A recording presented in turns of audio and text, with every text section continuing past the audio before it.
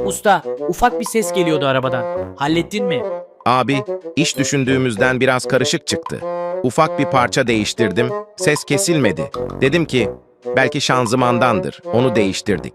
Yine kesilmedi. Şanzıman mı? Ama sadece bir tıkırtı vardı. Sonra dedim belki motor kulaklarından. Onları da değiştirdik. Ses yine gitmedi. İşin içine girdik bir kere. Yeni tekerler taktım, amortisörlere baktım, hatta koltukları bile değiştirdim. Koltuk mu? Usta, koltukla tıkırtının ne alakası var? Peki, Abi, her şeyi denedik, ses artık yok. Şimdi arabayı sıfır gibi kullanabilirsin. ne kadar? 250 bin Türk lirası abi. Usta, arabayı bırakıyorum, sen satarsın sıfır diye. Artık ben gidiyorum. Ama ses gitti.